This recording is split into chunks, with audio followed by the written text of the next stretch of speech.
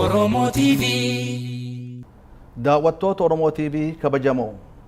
galmee seenaatirraa qophii jedhuun kaadhaatillee walitti deebinee akkam nu jirtan sagantaa kanaan keessummaa addaa qabannee dhiyaanne Sheekh Hasan Maaruuf Adam Hussein as istuudiyoo nu wajjin jiran gara tokkoon hayyuu amantiiti gara kaaniin nama siyaasaati haasawa kanarraa waan guddaa argatta jenneet abdanna kanaafuu isin martinuu obsaan hordofaa Sheekh Hasan Maaruuf godina Baalee aanaa Gindhiir ganda ardaa tarree jedhamutti dhalatan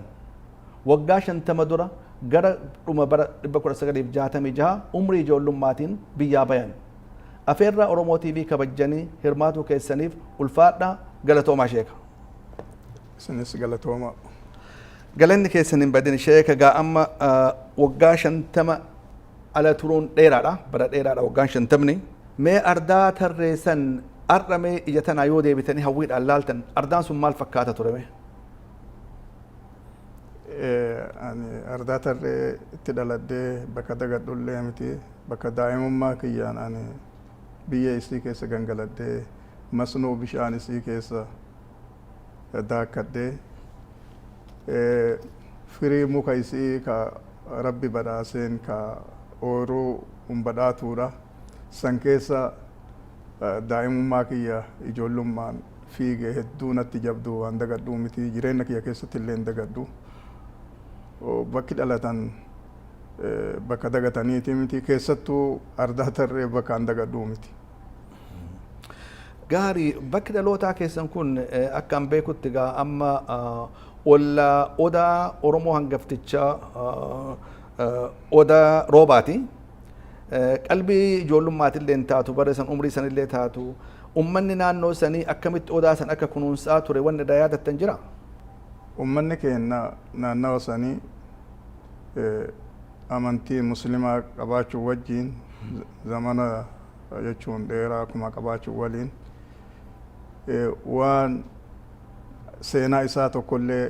kan daganne waan seenaa isaa fakkeenyaa odaa roobaa odaa roobaa ganda inti dhaladheerraan fagaatu yoo heddummaate kiiloomeetirii 10 yoo heddummaate achii gadi bakka argaa ture daa'imummalleen yeroo osoo fincilli baalee sun oowwee naannawa keenya hin gahin haaromsanii deebisanii uummanni achitti wal ga'ullee argee ture gosoota hedduu naannawa sanii inni jaawwi keessaa odaan roobaa gosoonni ollaa sanii guututti isaa walitti qabaman daa'imummaan abbaan kiyyas nageessee arge gosti cufti hoolaa ooftee dhufte sanii yaadadhaa haaromsuu yaalanii ammoo sochii baalee santu nageenyi dhabamee wanni jennaan sanii dhaabate malee ka haaromsan jedhe argee tureeyyu ammoo kan mataa keessaan baane hoolaa maaliif hoolan bahanii horii keessaa hoolaa qopha fidanii dhufan ka achitti qalatanii gaafsanitti nyaatee uummanni sun wanni jedhu hoolaa qopha sanii yaadadhaan ijoollee odaa guddaa jechuudha. Odaa guddaa odaa kana naannawa kana jechuun amma naannawa itti dhaladhee odaa roobaa qopha osoo hin tahin soofuma rachirraa naannawuma kiiloo 50 taana kiiloomeetira 50 irraan naannawuma sanii yoo dirreen Sheekh Huseen 60-70 irra hin fagaattu achirraayi magaalaa Gindhiir jala jirti ardaa maali ardaan tarree kuni handura takki ammoo karaa balbala magaalaa Gindhiir gammoojjii guutuu achirraa dhufa waan jireenyaa cufa gammoojjii irraa beeylada foonii tahee fi unsii soogiddaa waan gara garaa dhufee achi qubata so magaalaan seenne warri baadiyyaa akka torbaan faa deemee kun sararirraa soogidda fidee kun raayituurraa eessarraa biyya hagamirraa deemee torbaan deemee yoo dhufu achi safara achi qubata magaalaa achirraa deemee galgalallee achitti deebi'a bakka qunnamtiin waa hedduu jiran kabaddaallee hatta magaalaan Gindhiir kama achirraa kiiloomeetirii 5 akkana naannoma sani ardaa tarreerraa baddarraa ka dhufu ka biyya dhibillee irraa dhufu Shee Huseen illee ka deemullee naannawa qunnamtiiti jechuun saba Oromoo irraa ka Jimmaa dhufu jira ka Walloo dhufu jira ka eessa garagaraa Oromiyaa irraa dhufu jira bakka naannawa itti keessattuu dirreen jechuun uummata keenya wal barsiiftuu naannawa sanitti dhiyaatte jechuun ardaan tarreeti. Anillee akkuma keessan ijoollummaadhaan dur baalee sanirraa bahe malee osoo wannaan warra kiyya gaafadhe gaaf tokko keessummeessuun ooltan ardaan sun keessummeessuun oolu san akkasitti biratarraa itti deebina. Asirratti gaa sheeka akka dhageenyetti isin qalbii bara umrii ijoollummaatiin nama biyyaa deeme umrii sanitti deemuun sababaan maali? Imala ammoo keessa deemtan san keessatti ammoo imala dheeraa san keessatti maaltu isin mudate mee bal'inaan nu hima? Sababaan akkuma beekamu naannawa keenya ummanni keenya keessattuu naannawa yeroo sanan beekutti kibba bahaa Baalee bubbee bilisummaa ka Afrikaa guutuu keessatti deemaa turte. Bahaan Somaalee, Kiiniyaa, eessa garagaraa jaatamoota keessa akkuma waliin beeknu gannoota bilisummaa ture bubbee santu bubbisaa ture. San keessa sochiilleen argamee sochiin Baalee sunis argamee lolli guddaanis argamee jabaatee waraana garagaraa fidanii magaalaa ganda keenya magaalaa waraana afaan hin beekne waraana guddas qubsiisanii lolas dhagayaa turre yeroo garii lola guddaa torbaan lamaffaa kiiloomeetirii 5 socho'uu dhoorganii waraana ittisan sanfaa keessa madfi'aaf kana dhagayaa kana turre ammoo maayii irratti waraanni kun hedduu waan miidhamee madaa'eef gandumaas jala jiru kanatti dhawama jedhanii labsan. Kanaaf baqanne waraana mootummaa kanatu madaa'ee hedduu rakkinni irra ga'e socho'uu dadhabee hedduu dhawame keessattuu naannawa gaara gadiit jedhanitti naannawa kanatti. Torbaan lama ture kadhatanii maanguddoo kadhatanii galan karaa nu dabarsaa hin deebinaa jedhee waraanni guddaan madfi'aa dhukkeessa isaa madfi'aa deemaa ture. Kanaaf maayii amma ummanni kun tokko waan jedhuuf hattaa ka magaalaa keessa jiruuf kanas waa'ee duguugii sodaaf gammoojjiitti baqanne. Gammoojjii irraa achirraa dardarri kunii fi namni bal'innaan ka Somaaletti hidhatee lolli waan jabaateef yaa'eef anis warruma gaafas Somaaleet bobba'ee keessa san keessa irraa tokko gaafa Somaalee seene luuq dhaqe. Dhiibbamneeti jechuudha ammoo ka deemamee hidhatee deebi'uuf manni suni leenji'ee takki ammoo meeshaa argatee waraana guddaa kana dura dhaabbachuuf saniif deeme. Inni ijoollee ta'uu warruma san waliin achi seentan jechuudha. Sababaan qabsoo bilisummaatiif mee dura luuq ga'uu keessan duratti karaan kun karaa dheeraadha akka quba qabnutti. Mee gaa seenaa irraa dubbataa jirra. Seenaan kun waan laafaa miti. Mee seenamaaf akka ta'uuf dhandhamaaf akka ta'uuf wannummaan karaa sanitti warra ummata waliin deemtan mudate gabaabatti wanna yaadattan gabaabatti naa ibsaame jira. Jechuun waan xiqqaan nu mudanne waa baay'een nu mudate keessattuu eega dhaddachaa lama ka dur daangaa fi Ingiliiziin tolchite daawwee fi raayituu jidduu jiru achi geennan achirraayi baqa osoo achi hagas fagaanne gad fagaanne amma Somaalee deemuu jedhanii murteeffatanii jennaan sheehni waliin jirru ka waliin warra keenyarraa anilleen kun bakka duraan baadiyyaa bakka baqanneerraa isaan waliin dabre kun Somaalee deemna jedhanii labsanii dubartii isaaniif bira jira ijoollee jira san deebi'uu qabdanii karaa kana dabruu dheebisa ogaaden kana keessa dabruu hin dandeettan jedhanii anaa fi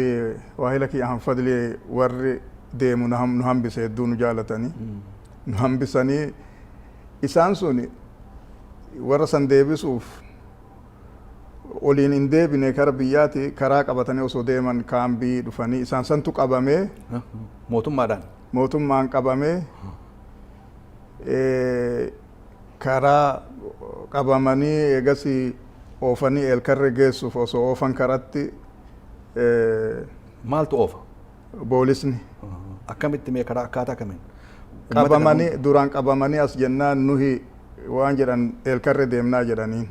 Warra waahiloota kennaa kanurraa gore. Somaalee yoo deeman hidhamuu dhaddeera. Somaalee hin jedhan gaa eelkarre deemna jennaan amma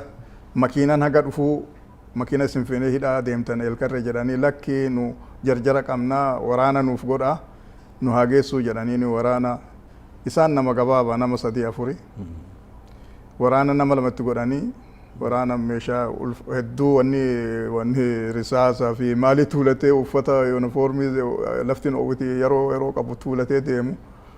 godhanii fi deemanii tokko duuba deemaa tokko dura deemaa osoo isaan dura deeman guyyaa karoora baafatanii akka itti warra harka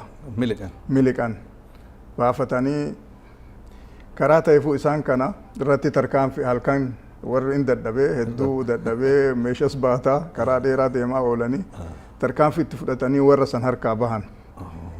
Kana amma nu karaa kaan hin deemnee gooroo duydaa jedhanii isa san deemnee weebitti gaafa deebinee guyyaa hagamiin booda warri biyya sanii nuu hime waahiloonni keessan waan akkanaa godhanii tarkaanfii akkasii fudhatanii barbaadamaa jirtanii kunoo bakka cufatti mootummallee nama 30 qaxartee warra biyyaa warra kana fiduu hambaa fide wanni badhaasa akka argatuuf kana waan akkasittu jira biyya keessallee waraannillee karaa cufaan barbaadu isin barbaadu jira waahila keessaniif isinillee nuun jedhan dabarree osoo hin fagaatin bakka wahii laga keessa weeb keessa lagni hurruma mukaate achi keessa qubanne jennu warra ijoollee gaafas deemte keessa warra san waatu mudatee ganda wahii bishaaniif barbaadatin seenanii gandi tiyyee qabee kaanillee xiyyitiin dhawaniin qabanii warra baafatee keessaa nu dhaqqabe isa san osoon odeeffannu dhufanii nu marsan militarii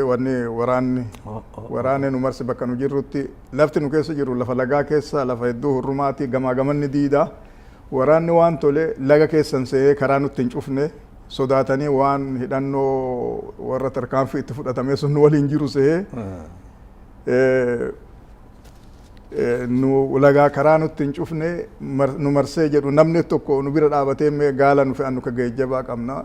laali jennaan kunooti marfamnee akka jirutti marfamnee jedhee jennaan baqate laga kana keessa ga'anii baqanne warri gariin ammoo achumarti hafee akkuma marfamee akkasitti taa'u yeroo himataa ol fudhatanii jennaan hedduu dhukaasan hedduu banee nulleen sanirraa baqanne baane warri marfamee achitti nurra hafettu jira sunis waraanni makiinaa fi biratti konkolaataa isaanii biratti hafe sun horii biyyaa ka biyya sanii horii gaalaa kanatti bombii fi meeshaa garagaraa dhukaasa banee fixa horii fixa kana waan sehan waan waahiloonni keenya duuban isaan se'anii warri keenya waahilli keenya kan marfamellee dhiisanii geejjiba keenyallee dhiisanii baqatan waraanni akkasitti baane gaafsan san malallee waa hedduutu jira kachi bakka hedduutti waan kana fakkaatu bakka hedduutu ture karaa kana keessa waan gabaabatti akkanatti ibsamuu miti garuu karaa dheeraa san deemtanii achi luuq seentan amma bakki guddaan deemnuuf gaa luuqtun biyya seenaa lafa seenaa qabdu maalii fi bara sanitti qabsaa'onni Oromoo ka biyyaa yaa'an hedduun isaanii bakka qubatanii Somaaliyaa keessatti leenjii itti fudhataa turan luuq san luuq amma geettan luuq wayita dhuftan maaltu jira maaltu isin eega achitti wayita dhuftan luuq osoo hin dhufin nu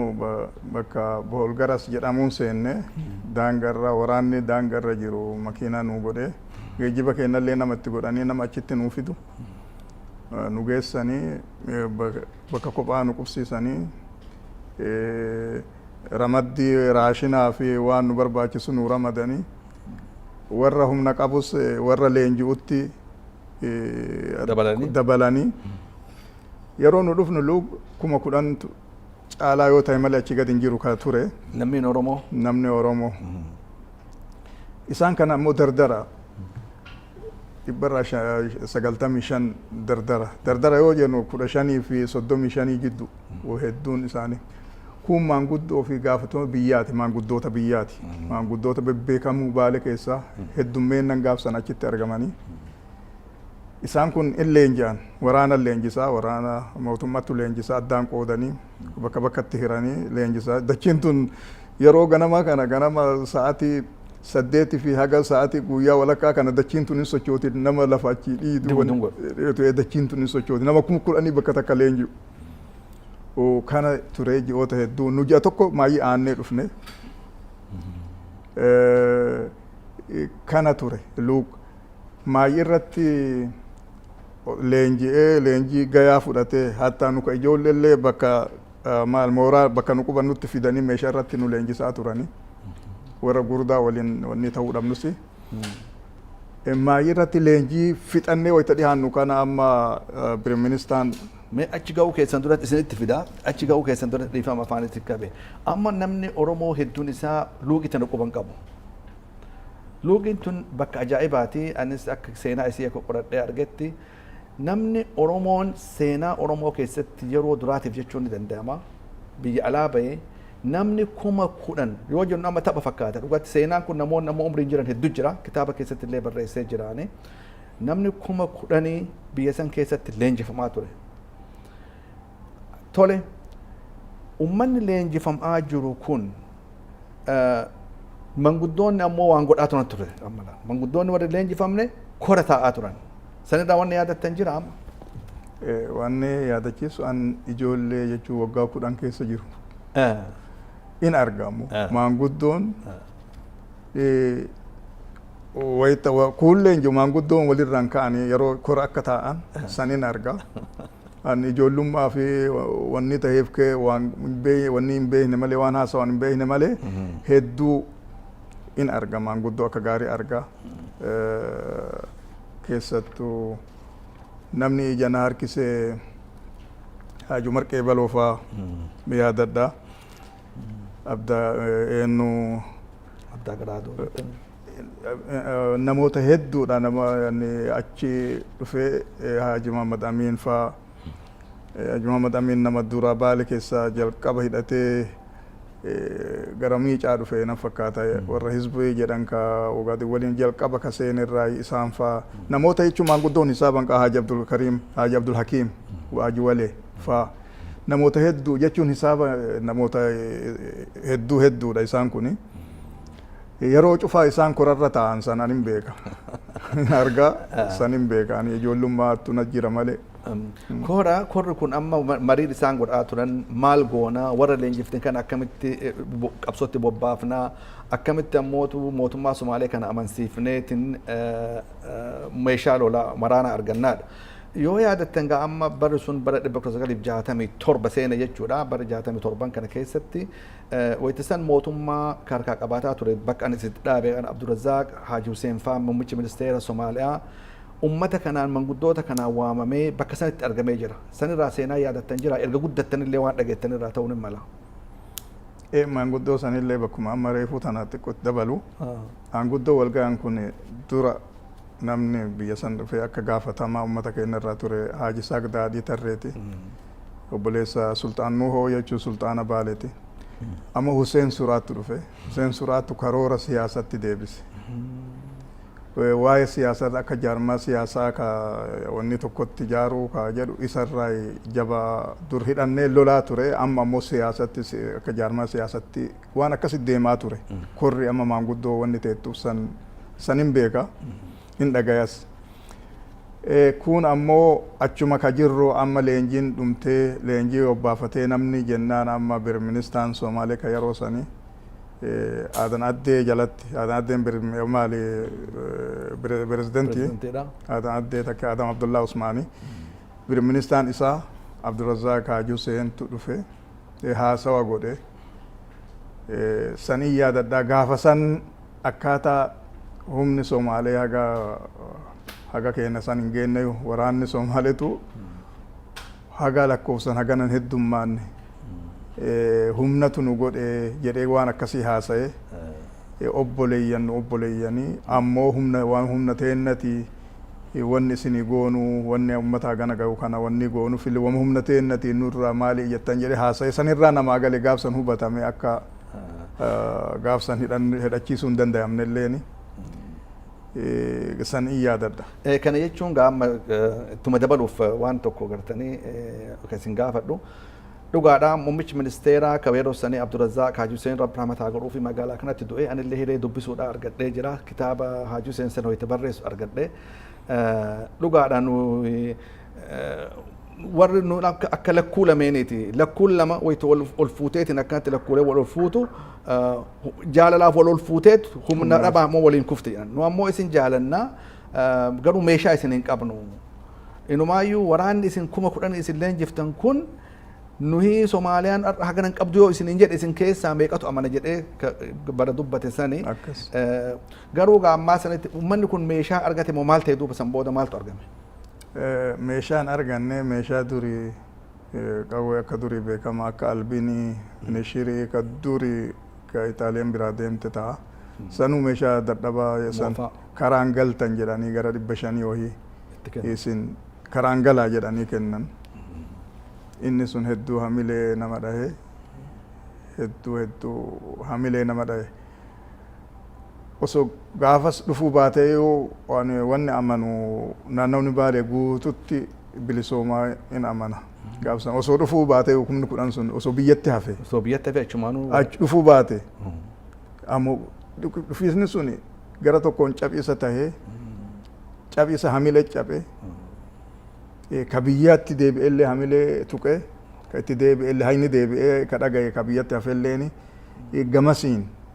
cabinsa taate gara kaanin ammoo rabbiin ammoo akka fedhetti oofata waan rabbii namni hin beeku wama hamtuu fakkaatee waan garillee rabbiin keessaa wanni baasa dardarri keenya sun akkasiin faca'ee Soomaalee keessa seene hujii humnatti bobba'ee jiraatuuf jalqabaaf dardarri keenya ummanni keenya Soomaalee keessa faca'ee ammoo kaan na ajabsiisu Soomaaleen akka alagaatti nu laalaan turre ka afaan wal hin beeyne afaan illee wal hin beeyne alagaatti laalaan turre dokumentii namni gaafatu hin jiru namni barmoota osoo qabaatee nama san keessa barmoonni nutti xiqqaa ture akkuma ka biyyaa sanitti itti dhimma bahuu danda'ama akka ilma biyyaa sanitti mirga san arga qaba jechuudha eessantuu nattu waan Soomaalee saniin dinqisiifadha haga ammaatti illee akka galataa tokko qabaaf uummata Soomaaleetiif ilaalcha isaan akka alagaan ulaaluu dhabuu sanirraa isaan arge dhugaa afaan hin beeynu barmoota itti dhimma baanu hin qabnu sanii waliin akka ilma biyyaa amma hujii humnatti ka bobba'anii jabo manni keenya bobba'ee jedhu suni alagummaaf osoo hin tahin wama qabantu san kanat ture ka alaa dhufe jira ka biyya arabaa kanaa godaanee dur namni keenya ka bahu hin galu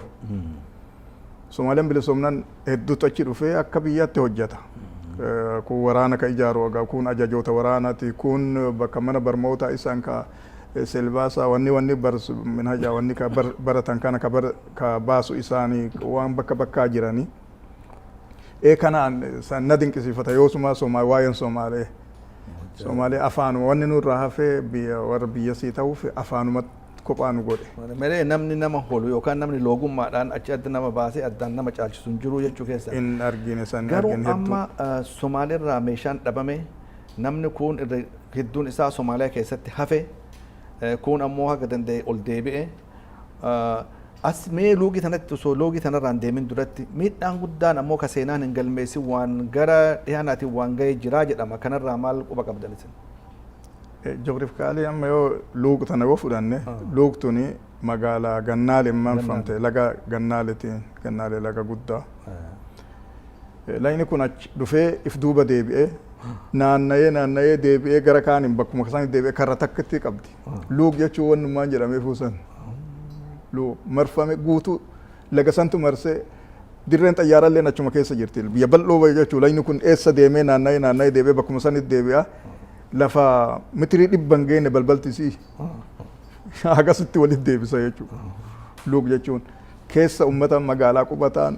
keenya kun achirra ala qubata waan magaalaan baachuu hin dandeenyeefi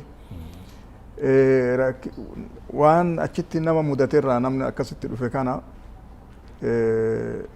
haala jireennati haali jireenyaa hedduu ulfaataa ture ummanni keenya akka beektan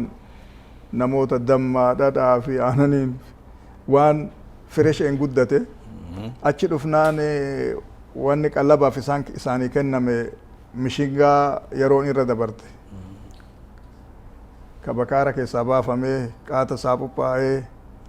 ammaate kanatti kennaafi ture kana nyaate hedduun in dhume namni ni kenna achitti kan beeyne warri keessattuu uummanni naannawa sal'ee irraa dhufe hedduutu dhume dhibboota hedduutu achin irraa dhume namni gaafsalluu itti miidhama jireenyarra. Namoota hedduutu beela midhaan saniin summii midhaanii saniin midhaan san wallaalaan namoonni haqa awwaal hin beekamne kitaaba seenaan qabsaawaa seenaan dagate jedhu kaaju seenaa keessatti kaasee jira namoota hedduun hime balaa guddatu achirratti argamee jechuudha. Gaarii luuk tana keessatti gaa amma yoo gara luuk tana ammallee achumatti deebine manguddoonni Oromoodhaa hayyoonni numaayyuu ministeerri reefisni jedhu san Abdurrazzaaq Haajii Huseen waan naa tuqe keessaa tokko dhugumatti Oromoon barasanii Oromoo addaana fakkaattanii naan jedhe. Maaliif jennaanin namoota waan baratiin akkasitti dubbatan ka bakka mootummaa dhufanii waan isaan dubbatan waan gurguddaa namni mormii hin dandeenye dubbataa turan sun ummanni gaafa san akkas ture sun haqa dhaab gabrummaa jala jiraan naan galtuu naan liqinfamtuu jedhe. Jecha dubbatu isaa dhaga'ee beeytanii mee kan akkamiin ilaaltan isin galee waan jechuu barbaade. Nama hayyoota achi ture jechuudha. Barre akkuma beeknu naannawa ummanni kun irraa dhufe habashaan hin laaqamne aadaa dhibii hin qabne aadaa isaatii aadaa duri irraa dhufee ifiif illee bulchaa ture. Dirree dagachuu hin qabnu dirree Sheekh Huseen maali capital city jechuun hin danda'ama. Bakka itti Oromoon deemee itti mari'atu uummata bilchaataa ka naannawa sanirraa dhufe namoota akkasiiti. Ka kumoota hagamachi qabu ka mootummaan tokko poolisiin illee hin dhufne addaan murtii fi murteeffatee biyya ifitti namuu addaan galu biyya akkasirraa dhufe. Haa wanni jennu malee uummanni sun uummata duruma bilchaataa qabee taa'anii afaan tokkoon socho'a murtii tokkoon socho'a siyaasaa hubata itti dhufna tahaa yeroo dhibiiti waan alaa deemullee ummata hubatu ummata akka Huseen Suraafaa oomishe Haaji Adamsaa Addoofaa oomishe warra akkasiiti jechuudha sani ka waggatti yeroo lama walitti dhufu konferensii isaanii ka dirreetti walitti dhufe bilchaatee siyaasaan waan deemaa jiru hin beeku ummata akkasitti hoggana ummata keenya gaafsan. Akka beektan Oromoon maanguddoo isaallee kabajaa qaba. Dhibbatti kabajas qaba. Jechuun mootummaa jechuun. Mootummaa waan gaa mootummaa barbaachisu hin qabne malee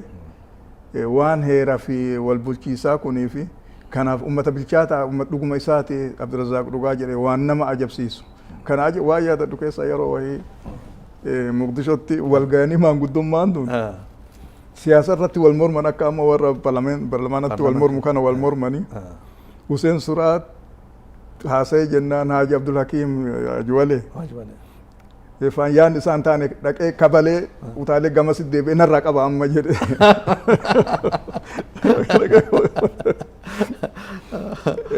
Waan jechuun hedduu dhugatti bilchaata.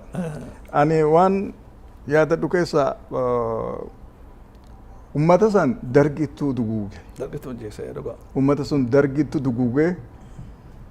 seenaa isarraa fi addaan baase ummata amma jiruu fi seenaa isaa ummata akkasiitiin addaan baase. Ummata akkasiiti ummata jaba.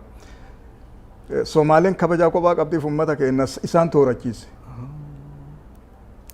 Ummata keenya ka duraa dhaqe santu kabajaa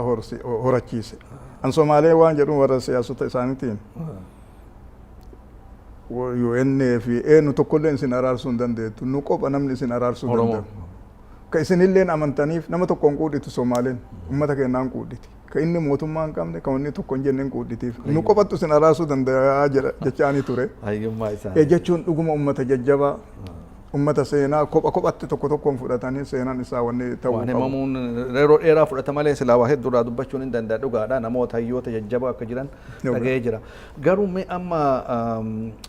mootummaa gara manguddoonni kun akka achi qubatanitti hedduu ammoo gara mootummaati gara ummataatti Somaaleen nu jaalatti gara mootummaatti amma rakkinni dhufuu isaa yaadadhaan illee seenarraa waan tokko isin yaadachiisuu barbaada. achirraa akkanaa himtan barbaada irra caalaa isintu beeka. Maaliif mootummaan kun kufee amma ka Ziyaad Baaree bakka qabatu 1969 wayita qabatan booda muummichi ministeeraa ka durii kun jijjiiramee amma Ibrahim Egaal Ziyaad Barree osoo hin ta'in Ziyaad Barree osoo hin ta'in Abdurrashiid qabatee Abdurrashiid booda Ziyaad Barreetu dhufe amma Abdurrashiid keessatti ministeera ka ture amma wannaadha Ibrahim Egaal ka jedhamutti muummichi ministeeraa kun ture. Oromoo irratti sodaa guddaa akka qaban amma akka Somaaleen sodaa guddaa uumattu ka godhe nama kana jedhan. Mee walirraa isin waa hedduu beeytanii nu ibsaame akka seenaa ta'uuf. Muhammad Egaal kun waan akka ilaalcha kophaa qaba Somaaleerra kophatti. Ani waa'ee isaa akka dhuunfatti yeroo lama caalaa dhagaye. Yeroo tokko Haaji Isaa akka haasa'u dhagaye. Yeroo tokko sagaluma isaa dhagaye. Haaji Isaa kun eenyu akka namni beekuuf. Haaji Isaa daadhii tarreeti obboleessa Sultaan Nuuhooti. Dura Somaaliyaa wana madhaqe ka Oromoo qabsaa'aa achi jiru jechuudha. Isaan jalqaba Hussein Suraa gan dhufin isa itti gaafatamaan ture. Yeroo dura isarraa dhagaye yeroo ammoo maayyii keessa 90 maal keessa sagaluma isaa dhagaye Rabbi haa araaramuufi sagaluma isaarraa waa jecha isaa ejjennoo inni qabu dhagaye isumarra. Mee lameenuu nu hima ka duraatis ka booda. Ka duraa ani ijoollee Haaji Isaa kun warra kennanleen hedduu walitti dhiyaatu na harkisa ifitti na harkisaan ijoollummaa kiyyaa waliin galgala mana isaanii dura madaba jira achi ta'a Haaji Isaaqii maanguddoon tiyaatee haasawan akka aadaa isaanii. Ani cirracha Moqdishootuun cirracha keessa taa'ee galgala dhagaya waan isaan haasawan dhageeffadha. Haaji Isaaq waan jedhe dhageettanii waan har'a na mudatee jedhee maanguddotti hima. Har'a kunoo Abdurrashiid bira deemee pirezidantii Abdurrashiid bira dhaqee ka warri qondaalota jechuun guutuun ministeerota waliin jiran bira dhaqee kun uummata kiyya ka uummata keenya kas keessa faca'ee hafe kana naa sinqitti naa godha naa hidhachiisa naa deebisa naa galchaa jedheeni an dubbannaan Egaal afaanii fudhatee osoo Abdurrashiidin an gaafadheen dubbatiin Abdurrashiid pirezidantiin osoo hin dubbatiin biri ministaan Muhammad Egaal waan jedhe dhageettanii jedhe waan jedhe Somaalee isin biyya uummata kanaatii dheebottanii an ammoo teenna tanaaf sodaadha. Ummata kana sinqii nurraa itti godhaa dafa biyya keenya keessaa qulqulleessaa jedhee Egaal akkas jedhee dhageettanii jedhee maanguddoo himu ifii dhagaye Haaji Isaa akka himu an har'a jedhee annoo sanuu guyyama san. Oromoon tun turiinsa keessa inumaayyuu Somaalee mataa nurraa fudhattiif sodaa qaba. Innuu an isaaf sodaadha ummata kana nu biyya teenya keessaa qulqulleessaa biyya tana keenya keessaa baasaa jedhee kaaniif wannaa hidhachiisaa wanni jedhee an dhaqe Egaal akkas jedhee afaan dubbii akka Abdurrashiidin an jedhe pirezidantiin an jedhe akkas jedhee Haaji Isaa akka dubbatu ifii dhagayaan. Ta duraa tana. Ta lammaffaa 96 ta'een beeku ani yeroo ID Nairoobii fidan achi wal lolaa turanii maayyii irratti Finfinnee illee dhaqee Nairoobii dhufu kana nama bakka bu'aa isaa waliin dhaqee. Hoteela inni qubate Sareena Hotel jedhanii Nairoobii keessa waliin dhaqe. ID waan hedduu duniyaa keessa namni jala yaa'uuf waan nama garagaraa dirree ta'a inni dirree hoteelaa kana waan bahanii dirree ala ta'anii yeroo dheeraaf ganamarraa haga guyyaa ala kana ta'anii haasawanii itti dhihaachuu hin barbaanne sila wanni nu dhoorgus hin jiru bakka bu'aa isaa waliin jirra. Anaaf nama kennan tokko amma turee jennaan lakki arguu asitti itti siquun barbaannu nu kophatti haasofsiisuuf yeroo dhibii jennee jennaan hayyee gaa Egaal isin dubbisiisaa nuun jedhe bakka bu'aan isaa Egaal dhufee hoteelii kana keessa jira. Isin yeroo san adda bilisummaa Oromoo irraa deemte? Eeyyee akka bakka bu'aa adda bilisummaa Oromoo isa dubbisuuf ID dubbisuuf ID hiriira hin qabna akka gaarii qabna bakka isaa bu'aa isaatiin ka waliin dhufne. Amma mee hiree tanatti dhimma baana Egaal as keessa jira. Egaal isin qunnamsiisaa jedhe Muhammad Egaal. Inni pirezidantii Somaliland yoos. Pirezidantii inni yoos. Amma koolboksii jedhanii telefoona kana jala jira inni maali gubbaa kana mana steep gubbaa kana jira hoteelii asuma kanu biraa kana asii gubbaa jira. Koolboksii tana kaasee gurbaan itti bilbilee jaal namoota akkana ka Oromoo kasi arguu barbaadu jiraa jedheen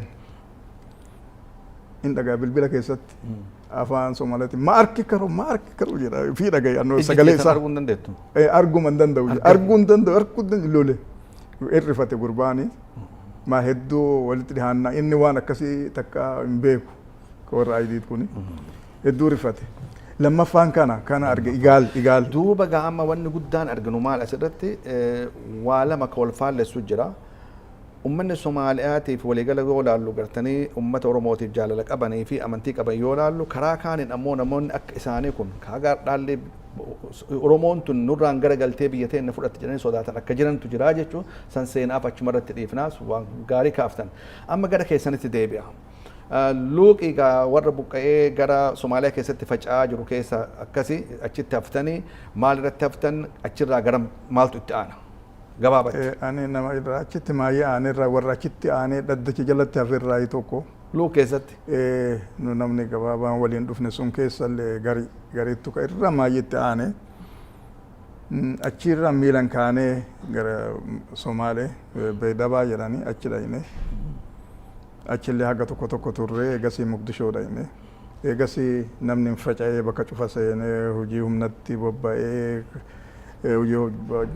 halkan barachaa waan akkasii san keessa turre yeroo dheeraaf.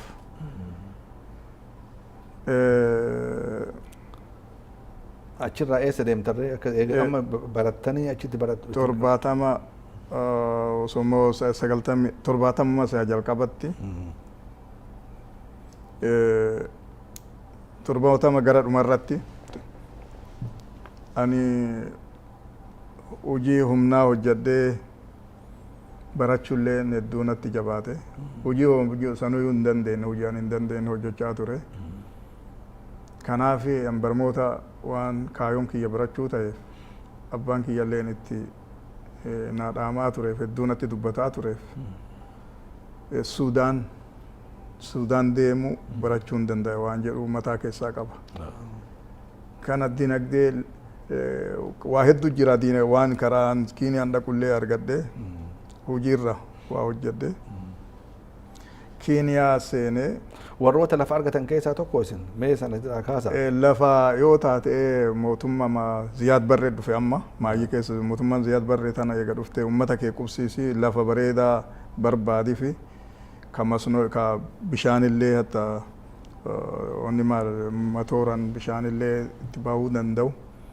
jedha waan barbaachisu meeshaa isaa hojjetamu cufaa mootummaan isiniif dhiyeessiti jedhanii qubsiis jedhanii Haaji Saaqin amma Jooharitti kiiloomeetirii 90 kaaba Moqdishoo irraa achitti amma lafa barbaadanii arganaan Haaji Saaq bira ture lafa achitti bitanii mootummaa isinii bita? Mootummaa uummataa bita? Bitan kaabitee amma Haaji Saaq numattu wanni tahee ammoo karaa mootummaa maatiin na fakkaate lafa san keessa ani Haaji Saaq hedduu akkuma jedhe waan hedduu na ifitti na dhiyeessuuf ati ijoollee humna qabaatteen hojjettu warra katarbiila meeshaa wanni kana hojjetu kana ka mootummaan ergitee hojjetu kanaa fi kaanillee magaalarra waan isaan barbaachisu dhiyeessitaa fi naan jedhanii mallaqas natti kennanii osoo jaan hin tahin wanni jedhu mallaqa guddaa natti kennanii isaan san tajaajilaa ture gaafa lafti tun qulqullooftee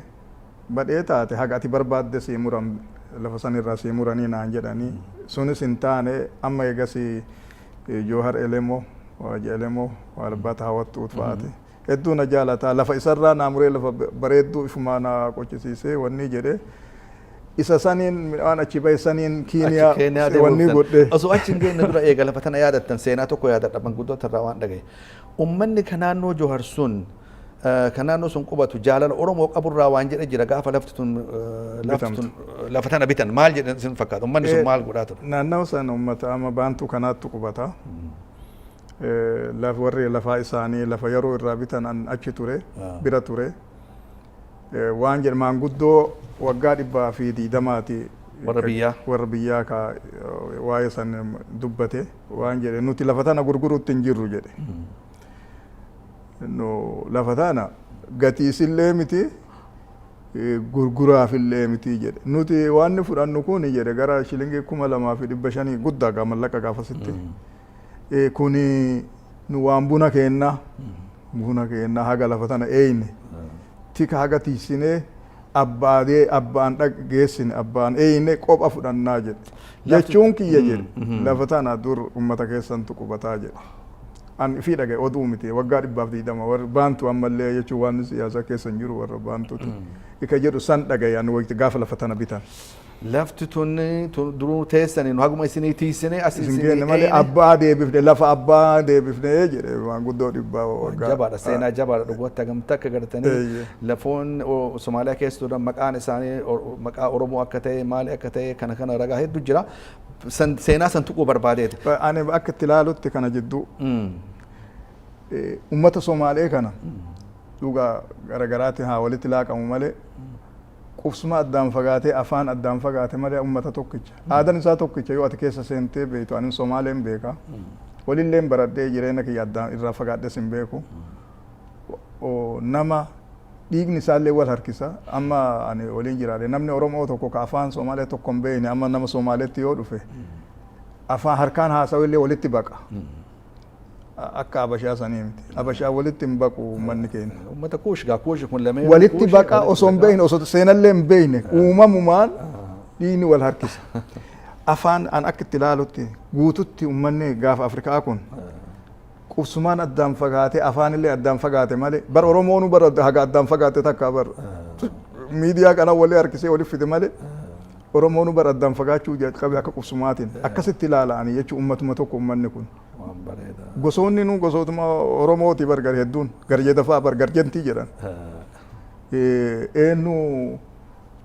gosoota hedduu lakkaa'amee hin dhumu jechoon illee waa takka waa hedduu waa hedduu keessa jira ummanni kun ummata tokko jechuun fuuldurallee Oromoon itti yaaduu qaba Oromoon Somaalee ilaalchise negatiivii namni waan dhibii jedhu osoo hin taane dhugaa Oromoon gara dhibii beekuun mala warra ollaatiin mari'atu Oromoon nama ollaa isaa warra ollaa isaatiin mari'atu barbaachisa. Ka kaabaallee warra kaabaa ollaa jirullee ka dhiyaallee hariiroo jajjabeeffachuu warra ollaa isaa mari'achiisu isa beeka isattu beeka amma Oromoon dhibii wama habashaan jettu san dhagayanii malee wanni itti negatiivii akkas wanni fudhatan malee akkasii himi dubbiin ammoo ilma qabu fuulduratti deemee ummanni kun akka walitti waa'ee walii waa godhachuuf fuulduratti wanni keessattuu dhaloonni dhufu kun ka qabsoon ka isaa ka biyyi ka isaa ka dhalatee ka amma socho'u kun waan akkasii itti yaaduu qabu. hiriira jabduu waliin uummate gaarii gaa amma seenaa dheeraa kana keessa deemnee amma baratuudhaaf gara Suudaan yaaddanii garuu dubbiin hin taane akka miidiyaa biraatti irratti dubbattan dhaga'ee jira Keeniyaa amma seentanii jirtan barnootaaf jechuudha akkamii jalqabdan ani Keeniyaa seenee akkuma jedhe Keeniyaa deebi'e ammallee 71 keessa Somaalee deebi'ee eegasillee ammoo Keeniyaatti deebi'e lammata akka mana barnootaa jabaa dhageennan deebi'ee mana barnootaa seene waan ajabaa mana barnootaa san keessa barsiisota keessa nama Suudaanii jira barsiisa ummata keenya jaalata dur biyya Arabaa kanatti arge ummanni kun jedha ummanni kun ka ummata waa barachuuf hawwii qabuu jedha nama ijoollee keenya ka dhufte ka yeroo garii ka fatanaan dhihaate fa ka wanneen dhihaate ka qormaanni dhihaate fa nu fudhatan shartii malee wanni haal durii tokko malee nu achii dhufe jennaan nu fudhatu hedduunis jaalala kophaa nu qaban inni kun isa kanattu hedduu barsiise warra hatta dura ta'a maali iskuulallee numi cuftinuu jaalala kophaa nu qaba achitti ani in baradhee waa heelota kiyya waliin Ahmad Ajmal hangafa kiyya jechuun hedduu nama itti laalladhee wanni jedhu irraayi obboleen kadhibilleen hin jiranii Mahmud Ibrahim jedhanii biyyana jira isa faallee jira asitti yeroo gabaabatti barmoota barannee findee maaliif hiree teennata duraan nurraa dabarte san baafachuuf kalaa si lama waliif fudhachaa akkasitti yeroo gabaabatti haga 8 qabaa fixanne iskuulattu jabaa malee fixanne hujillee nu ramadanii gabaabatti eegaa waggaa 2 barsiisummaan hojjedhe eegasi ammallee biyya Keeniyaa irraa bahe scholarship argadhe. Gaarii Keeniyaa irraa bahuu keessan duratti isin dargaggoonni yeroo san achi turtan Keeniyaa keessa turtan akka dhageenyetti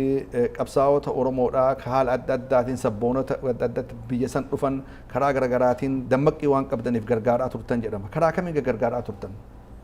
Dargaggoonni achi turtan. Dardaroota biyyasi. Dargaggoonni amma biyya barnoota jirtan kun namoota Oromoo ka garas qabsooraaf dhufu ka gara Keeniyaa kana dabru gargaara akka turtantu dhaga'ama seenaa keessatti. Karaa kamiin akkamitti? Keessatti yeroo Haile Sillaaseen jige Haile Sillaaseen achumatti natti dhufe illee deebi'ee jige namoota hedduu ka waa'ee Oromoo kanaaf jaanja waan ka bakka cufa seenaaf deemutu jira. Adresni nu ture. Qubsumni namni jalqaba isaan kun naman nuyi. Maal nu seensuratti hidhaa qabna. Seensa Bagdaad haa jiraatu malee dammaqi siyaasaatti ture. Namoota hedduu ka keessa yaadadhu ka mataa keessaa nan baane garratti kanaa galuu dhabeelleen ka seenaa isaallee takkaan dhagahin bakka dhibiiti ammoo nu beeynu nama mato halaqaa sal'eessaa jedhama mato halaqaa moo shee halaqaa akkas sal'eessaa jedhama nama dhalootan booranaati kibba Itoophiyaa guututti zamaachaa itti gaafatamaa ture san cabsee dhufe nama barsiiftoota nama 3 dhibii qabatee isaan nama 4 dhufanii jaarsi tokko Jiloo jedhanii hedduu nu jaalata nama dur Itoophiyaas beeku nama hedduu na ajabsiisu hagarraan kanaati nama hedduu boo'in booyu waan miidhama ummata keenya irra gahu nama booyu isa irra qubatanii nama dhalootan booranaati ammoo nama hedduu kana keessa beeku Swiidin baasii hojjeta mana isaa qubatanii jarri kuni guyyaa guyyaatti irra deebi'aa turre kanaaf booyanii karaa kamiin waa jaarma Oromoo jaarra waan jedhu kanaaf deemanii nuhi manni barnootaa yoo cufamu bakka itti soomnu waan hin qabneef biyya ormaa deemna. Ormaa naannoo jedhamu. Ormaa. Yeroo 4 moo akkam dhaqee yeroo tokko ka dur ifii dhaqe malee yeroo tokko Ahmad Ajmal waliin deemu. Akkas Ahmad Ajmal. Yeroo tokko Mahmud wajji deemu yeroo tokko Mahmud Hussein waliin deemu yaadadha. Bakka itti soomnu hin jiru namni hin jiru. Namni tokkichi jirullee Ismaa'il Haaji Hussein nama akkasitti dandeettii wanni jedhuu miti soomuuf manni barnootaa waan geejjibaa nuu kennee bakka itti sini'aa jetti soomaa nuun jedhee deemna. Nuka achi jiru yeroo deebinu jara saniin dhabne salleessaa kana. Salleessaa kana wajjin deebinu. Saniif kaase. Yeroo deebinu salleessan fa'aa maal ta'anii jennaan beeytaa asuma gara dida duubaatiin jala bu'amee gara Soomaalitti hawwatamanii achi dabranii jedhan. Achiin dura maal godhaa turanii jedhee gaafadhe maanguddoo. Maanguddoo gaafadhe yaadadhaa gammaati waan Joomo Kiniyaata bira dhaqee jedhan salleessan. Waahileen isaa hin jiranii dhagaye. Seenaa isaanirraa baratamuu hin danda'a. Barsiisonni sun nasbiin ka jira in odeeffachaa turan hin jiran jechaallee isaanirraa nama jiru jiraa jedhan kara nageelle kana. Joomo Kiniyaata bira dhaqee waa'ee Oromoo na qarqaari Oromootiif kunooti uummata Oromoo bilisummaa Oromootiif na qarqaarii jedhee gaafatee jedhan. Joomo Kiniyaataan akka uummanni sun asillee akka jiru hin dagatte dagachuu hin qabduu jedhee jedha. Oromoon asillee jira dubbiin nutti hin kaasin. Sanillee dagachuun sirra hin turre ammoo ati namaan jaaladhurraa tokko maaliif bifa kiyya keessatti argaa jira nama akka kiyya sabboonati. Nama akka kiyyaa akka taate si hubadha nama sabboonaati saniif si jaaladha hedduu na gammachiifte waan si godhu akka dhuunfatti si qarqaara imbaasadara tahee wama tahee na waliin usii na waliin nyaadhu san waan san jalaa dhayii jedheen jedhan san dhaga'ee salleessaan sun hidhatti du'ee dhaga'e Somaaletti. Akka beekamutti gaa namoonni hedduu namoonni gaggameeyyiin jajjaboon sabboononni karaa Keeniyaa kana keessatti illee yookaan ammoo Somaaliyaa kana hin dhabamsiifaman jiran. Hin dhabame achi geennaan nuun argamne namatti hin baane salleessan hidhatti jireenya isaa achumatti du'ee jedhanii. Ijoolleen barattoonni wayita Haile Sillaasee kana zamachaa kana badanii Somaalee jiganii dhaqan karaa sanii hedduun nurra dhufe hedduun kan maqaa isaanii hin yaadan. Hedduutu dhufee dabran eenyu kana maqaa isaa kan yaadanne ijoollee hedduutu ture karaa san nurra dabraa dhufanii ka biyya deebi'antu jira. Kana fakkaata ka biyyaattu jira ammallee ijoolleen biyyaa Boorana ka qunnamtii qabnuuntu jira ijoollee yuunivarsiitii hedduu jiranii ijoollee sabboonota jira waa'ee deemu hubatanii ammoo hawaasa yeroo san galuu hin danda'u hawaasni fagoo jira yeroo sanitti namoota murtaa'aa waan akkasii kana deddeemaa ture kana yaadadha. Ajaa'iba seenaa jabaadha gagaa amma isin achi hiree argattanii barnoota illee biyya alaallee deemtanii san booda itti deebinaa. Kana dura waa'ee biyya ormaa kana yeroo deddeebi'aa ture irraa deebi'ee amma dhangala'ee Haayile Sillaaseen kufnaan namni dur boolisaa ture wahii fa'aa dhufe nu bira namoota keenna afaan Amaaraa akka gaariitti barreessuu beekaa naa barreessi jedheeni reediyoo Hararitti barreesse naa barreesse gargar baasee akka awuraa janja Kiiniyaa keessa jiru Oromoon haga baara inditti akka Oromoon qubatu waan jiruuf mawjaa isaa nuu dheeressa akka manni kun dhagayutti jedhee gaafadhe naa barreesse yeroo Haayile Sillaaseen kufesanii kaahile yoo si banamte Hussein Aadamtu hojjetaa ture amma Washington jiran barreessee erge sanirraa wanni saahiboota hedduu horadhe Haramaayaa Kollejii jedha yeroo sanii Haramaayaa Kollejii jedhu sanirraa suuraa isaaniitii fi namoonni gara garaa naa ergaa turan reediyoolleen akkasuma badhaasa wanni burgiraama isaanii waliin naa ergite jechuun isa san fa'aa wanni godhaa turre kana malee jechuun Oromoo walitti hidhuuf haga Kiiniyaa keessaan baane namoota keenna ture halkanii guyyaa deemu fuquraa fakkaatee fuquraa jechuu kana namni hin beeku warra baaroo baasu warra gartee Sheek Hussein muudu warra gariiba fakkaatee kana fakkaatee bakka cufa seenee Oromoo kana maqaa isaa bal'isu ture nu bira Haaji Shulii jedhami Haaji Shuliin kun Ugandallee deemee isin Oromoo jedhaa bara keessa deemee warra kana Tuusii maalii kana jaartiin isaa Tuusii afaan kiyya akka kana dubbatte har'a hin jirti namni barbaade arguu hin danda'a afaan keenya Tuusii jaartiin isaa ilmaan isaanii afaan keenya ana ka biyyaa dhufu hin ajabdi isiin afaan Oromoo akkamiin beekne jettiin isiin afaan keenyas akkana beekti hedduu sabboontu inni kun orma kana faa yeroo dargi namni ganda tokko irraa tokkotti hin dabarre kana warra ormaa kana fuudhee dirree Sheek Hussein geessa wanni fuquraa fakkaate barsiisaa ture ormi saniin xiqqoo dammaqa qaba Boorana caala ummata keenyallee garsiisaa ture namoota akkasiis ture namoota akkanaatu ture naannawa kana wanni fakkaate namoota bilchaatoo akkasii ture namni sun eessatti maayii aanee hagammatti hin dhageenye hojiin isaa kana ture nama akka Baatii Raammatoo jedhani kan dagatamne waayila keenya orma kana eegasi anattu jalqaba namni orma itti bahe 82tti Baatiin kun dhufe orma kanaan keessa seenee nama achi mana yaalaa fidan Nairobi fidan isa jala bu'ee kaduu illee reeffa fe'ee galcha hatta kaduu illee orma ta'ee ka Baatii Raammatoo hin beekne hin jiru jechuun namoota akkana hojjeta if kenna waan akkana kana ta'uu dhufe achitti biyya san keessatti wareegamee biyya sanitti inni du'ee reeffa isaa galchee akka qarqaasa wanni barbaanne maqaa isaatiin waa tokko dhaabatullee yaalaa turre maalitti maayyii aantee hin beekne. Sabboonaa jabaa reediyoo san keessallee hojjechaa ture. Reediyoo BBC hojjeta inni sanii miti inni BBC afaan hiikaa ture BBC keessa hojjetaa ture isa dura Gammada Taaddalee Gammada as jira abbaa isa ture isaan booda abbaa Afraasee isa ture BBC isa hojjetaa ture maanguddoo keenya jaarsa keenya ture ka jaalannu ture inni hedduu egasi baatiitti dabre baatiin san hojjetaa ture. Sabboonota Oromoo adda addaatu ture kana wal qunnamsiisuu Oromummaa babal'isuu sabboonummaa jabeessuu qabsoo kana jajjabeessuu waa hedduutu hojjetamaa ture jechuudha. Ka dhufe bira dhaabatanii galmeessanii karaa cufan waan akkasii akkana ture. Ajensii danda'e guddaa tokko ture jechuudha. Waan sila ajensiin wanni qabatu kasirnaa wanni hojjetu hojjetaa ture jechuudha. Bareeda gaaf seenaan ni yaadataa sheeka maaliif seenaa kan dheeraa waan taateef gartee televezyiinii irratti rakkisaa waan ta'e gaggabaabsu irra jira. Amma karaa hiree argattanii barnoota illee akka biyya alaa deemtan booda itti deebi'uun kiyya mala waan tokko asirra kaasuu barbaanna.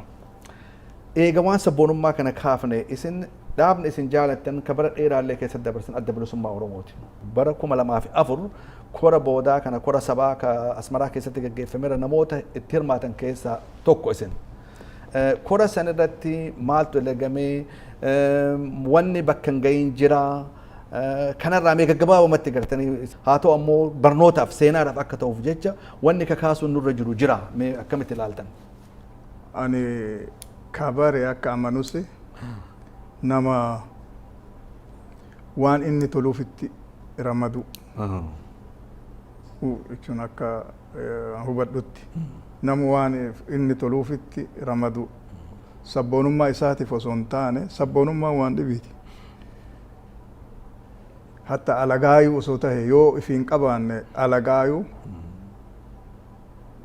itti kireeffatanii alagaayuu hojjechiisu waan inni toluuf yoo ifiin qabaanne akkasitti amana akka fiixa bahuuf. Hujii waan dhibiiti sabboonummaan waan dhibiiti jaaladheefi miti jaaladheefi amma waa godhuu yoo hin dandeenye sun waan dhibiiti nu rakkinni keenna abalu sabboonaa jedhan sabboonaadha nama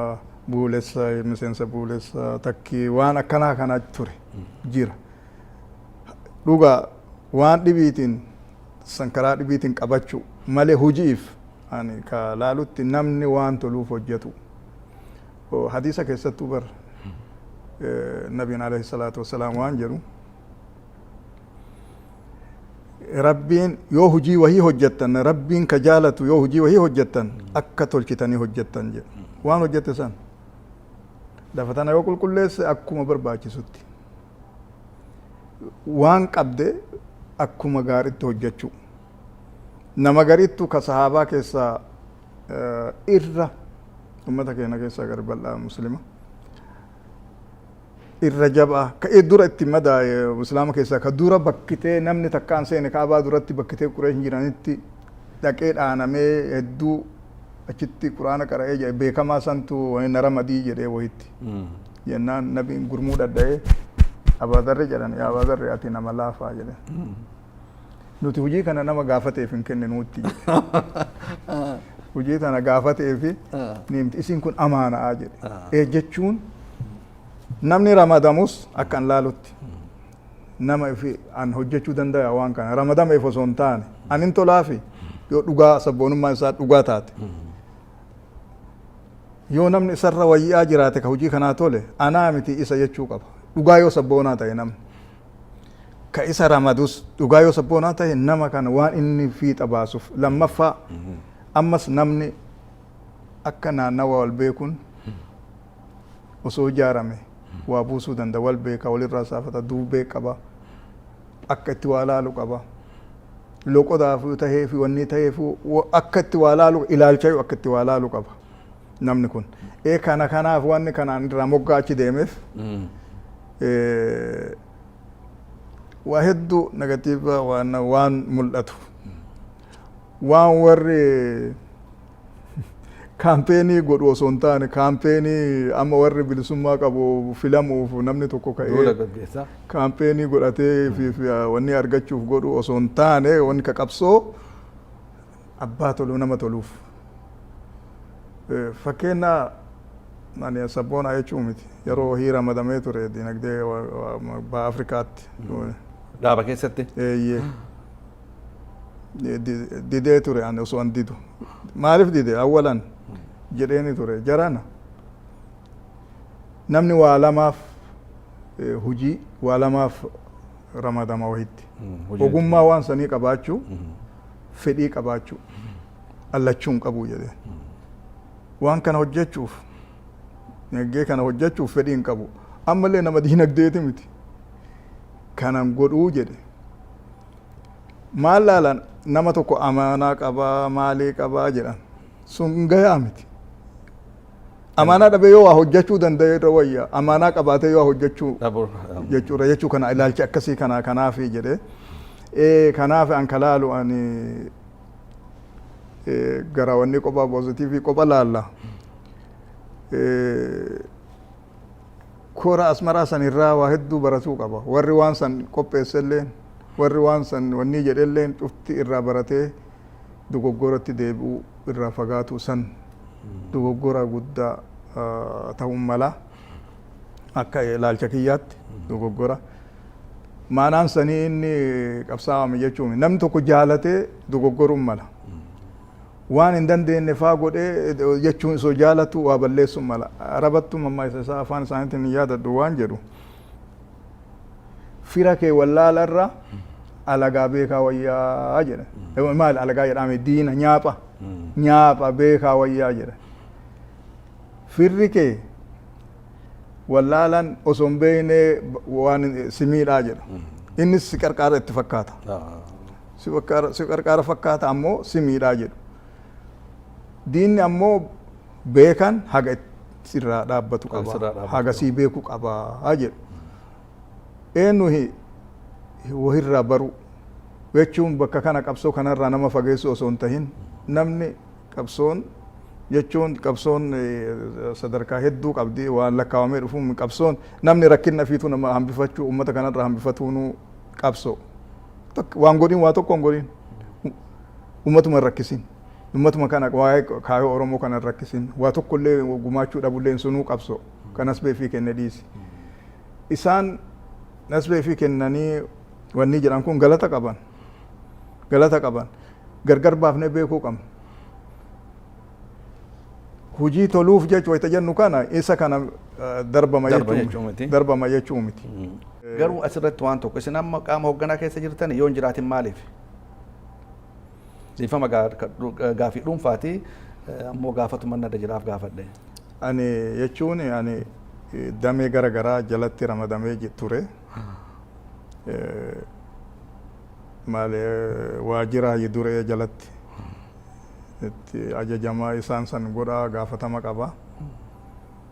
dameelilleef jalaa hin qaba jechuun akka gaafatamaatti hin qaba jechuun ani hoggana jechuun fiin jechuun danda'u damee diinagdeellee akkasuma damee gorsitullee damee qunnamtii siyaasaasis gaafatama xiqqaa miti gaafanni hoggana jechuun waan xiqqaa miti ani yeroo dirree naannawa sanitti waa tokkon turre firra fudhee waan silaa guutuun wanniin dhaabbatu waan akkasii sanfaan dhaabbachaa ture dhugaa gaafatamaadha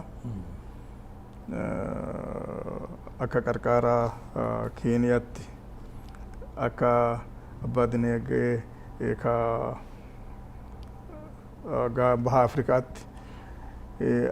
ayyo duree jalatti waan diinagdee tahee waan dhibillee ka hojjetamu tahee ka siyaasallee tahee waan akkana kanuma kana wanni jechaa ture jechuun kanaaf hoggana jechuu osoo hin ta'in garuu amma keessa hin jirtan ani wanni amanu aadaa kiyya yoom waayuu hujii amana an amma dirree san hin jiru an amma godaanee biyya fagoo jira natti illee hin tolu nas billee nan fudhattu waan akkasii fi keessa hin jiru gaarii sanumatti dhaaba garuu waan tokko jira sheeka waan kaasuun jiru maal seenaaf kaasaa jirra amanu komii fi miti seenaaf kaasaa jirra dadhabbiin guddaan adda bilisummaa Oromoo qabu keessaa inni guddaan jaallan qabsoo kana keessa bara dheeraa turan qaama hoogganaa keessa turan yoo keessaa bayan yoo keessaa luqqa'an walitti wal waamanii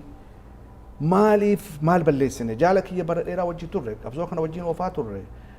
maaltu hanqate mee ati deemi yoo deemtillee ma deemi maaltu hanqate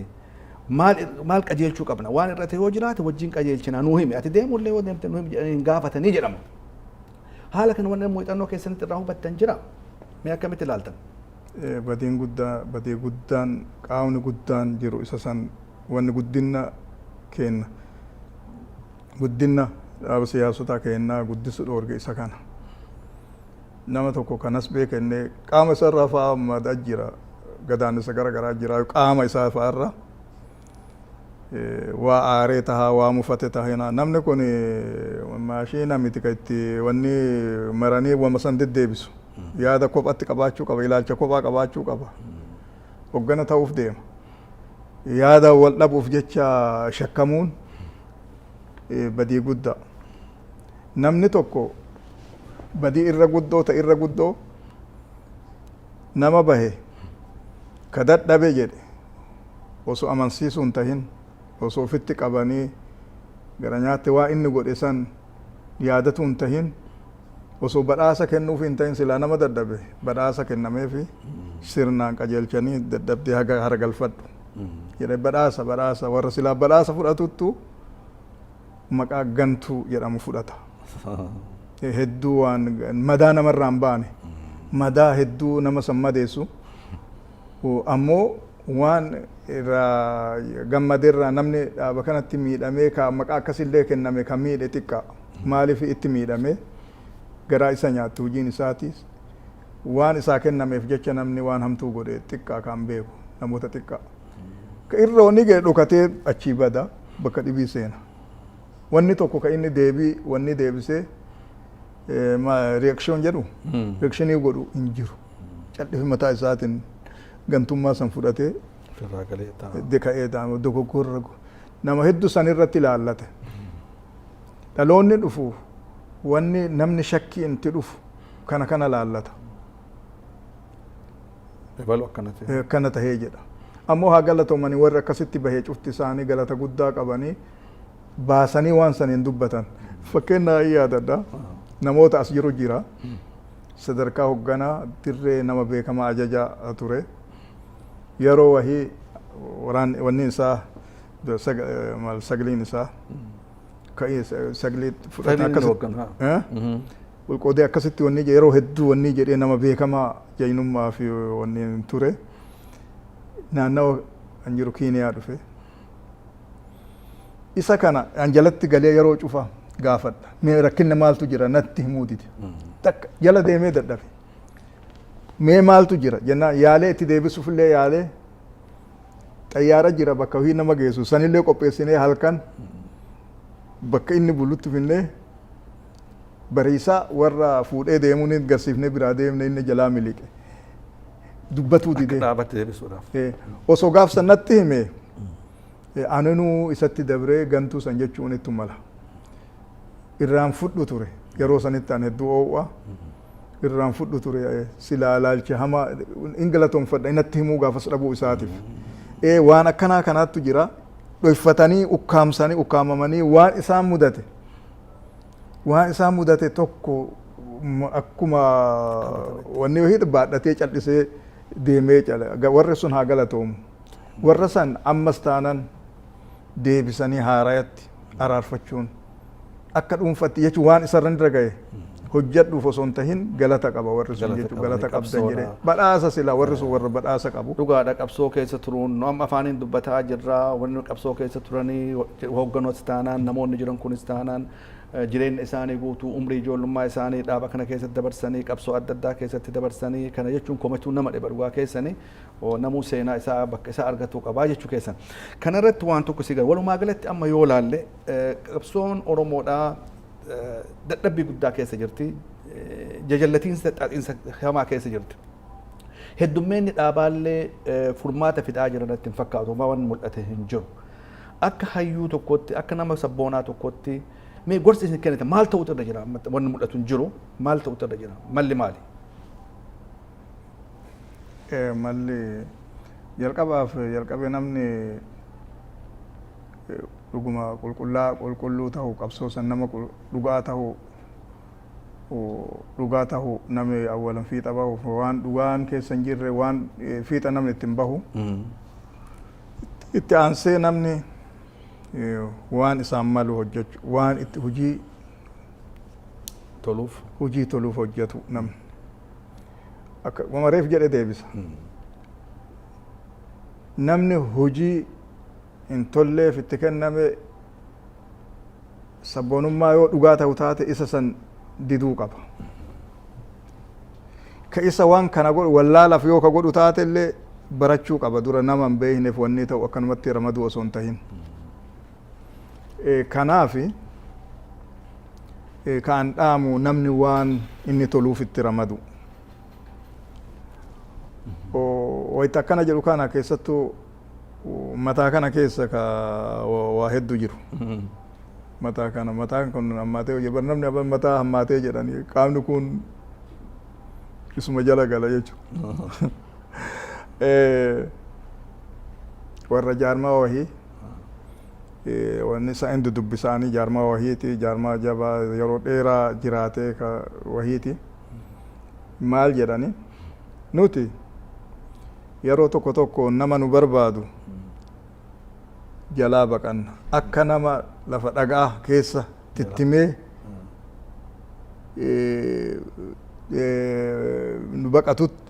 jalaa baqannaa jedhan tittimnee ka inni akkasin nu ari'ee nu barbaadu nu waliin tokko miseensa nu ta'uu barbaadu akkasitti jalaa dheenna nama tokko jedhan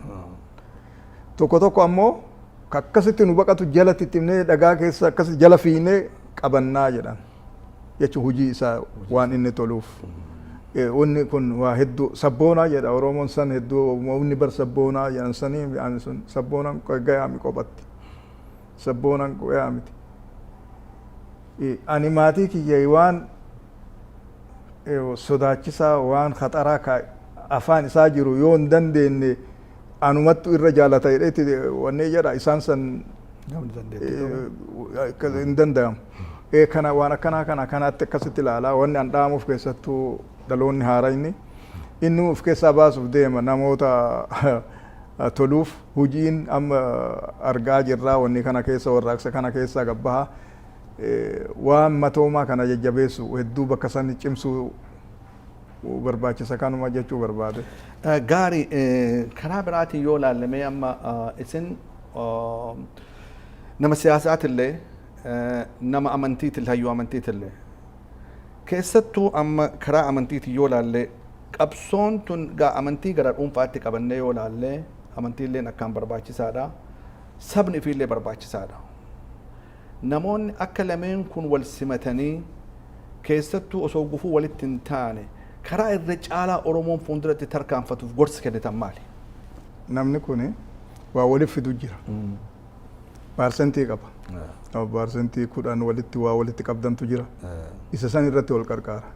Ka 50 walirra qabdantu jira. San irratti wal qarqaara.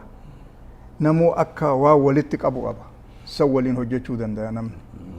Kana amma fakkeenya akka maatirraa jechuun uummanni kun maatirraa akka amantitti maatiin tokko amantii garagaraa yoo qabaate amantiin ka jedhu haadha abbaa kee kama dhibillee haa ta'u yoo haadha mirgi haadha isaanii sun kufuun danda'uu jedha isaanit toluun isaanin hiriiruun waliin jiraatuun dirqamaa jedha amma quraana keessatti dirqama amantii garagaraallee yoo qabaate wanni takkittiin amantii kee jijjiiri jedhee yoo si dhiibe qophaa san een jedhinii jedha saniin alatti jireenya waliin jiraadhu akka dur qarqaa osoo takka irraan caalatti waliin jiraadhu jedha kanaaf amantiin addaan nama hin fageessu amantiin yoomuu yoo walitti dhiheessa malee amantiin addaan hin fageessu namattuu fi ilaalcha isaatii fi dhiibbaa fi fedhii isaattu addaan fageessa malee nama itti dhimma bahame malee amantiin yoomuu xiyaalaa addaan hin fageessu. Uummata Falastiinii kana yoo ilaalte mee akka isaan waliin jiraatu uummanni keenya waa'ee isaanii baruu qaba. Keenya cimsachuuf kana maallee akka hawaasni isaanii sun jiru namoota waliin jiru akka itti kabajaa walii qaban akkaataa itti ilaalan qeessota kiristaanaa ejjennoo isaan qaban shiikatiin wal moggaa wal dhaabbatanii akkaataa isaan santu har'a akkasi jabeessee wanni jedhan kun isa kana. Amantiin yoomumaa tahee addaan hin fageessu. Kanaaf amantiin sababatee addaan fagaatuun sun fedhii dhuunfati malee amantii miti akkasumatti ilaalaa. Akkasitti ilaaltanii jechuudha. Kana irratti gaamee gaggabaabsinee ilaaluun nurra jira. Isaan keenya harkaa gabaabataa jira. Isin nama kitaaba hedduu barreessan kitaabota hedduu barreessitanii jirtanii booda irratti yeroo arganneen kaafna. Kitaabota barreessitan keessatti waa hedduu kaaftanii jirtanii waa'ee amantiillee kaaftanii jirtanii seenaa hedduu gartanii karaa amantiitti kan dhufillee kaaftanii jirtan. Kitaabota meeqa barreessitan Haaji Sheeka? Kitaabni gara 8 tahaa xiqqaa malee 8 tahaa kitaabni gurguddaani 8tu maxxanfame. Gara 8 tahaa ka duraa seenaa nabii alayhi salaatu wassalaam seenaa nabiyyi Muhammadi isa keessa seenaa waan naannawa sanii waliin qabatee cufa keessaa qaba. Kitaaba hadiisati inni kun ammoo ka hawaasni muslima guutuu duniyaa cufti beekuu irraa tokkollee namni hin qabne hin jiru kan qabnellee afaan arabarraa kayfitti de wanni wali hiikachaa barata kitaaba sani riyaad saalihin jedhamaani hammaali malkaa muumintootaa jedheeni isa innillee wanni lama qaba bakka lama gaadi'ame juz'ii lama jechuu bakka lama gaadi'ame fuula gara 900 wayiiti jechuu isaa lama walitti ka sadaffaa ka dhibii kitaaba minhaajul muslim jedhama hedduu waan damee gara garaa if keessaa qaba ta amantii ta haalaa gara garaa gara shanii caalaa if keessaa qaba kitaaba annilleen bakka lama gaadi'ame kitaaba guddaa hin maxxanfamne haga ammaati amma waliigalatti kitaaba saddeet maxxanfaman jechuudha hedduu magaalaa irratti hin arginu akkamitti argatan kana yaada qabdanii magaalaa irratti argamu akka namni argateetiin bal'inaan argatu maal yaadaa jirtan kitaabni kun tokko ka amma malkaa muumintootaa jedhe ka riyaad saalihinaa kun waggaa dabre South Africaatti illee maxxanfamee ture achitti argama hawaasa keenya ka Johannesburg tu qaba isaantu wiirtuu Oromoo Islaamaa jedha isaantu qaba isaan biratti argama Johannesburg karaa saniin argama kitaabuma san ammallee ka seenaa nabi alayhi salaatu wassalaam jedhu kanattu ammallee isuma deebi'ee bahee inni kun as magaalaa Minnesota kana jira dhufee amma dhiyoo dhufee as jira haga ammaa hin hirree dhiyootti hirama karaa Tawfiq Center'aatiin argamuu danda'a. Gaari wanni kana isin gaafadhe maal jedhan kitaabni barreeffama qofa osoo hin ta'in gaa harka uummataa akka seenuu fi sanillee yeroo biraa bal'inaan irratti dubbannaa waan tokko asirratti eega kitaaba kaafne waa yaadadhe jira. Kitaaba waytaan kitaaba tokko barreesse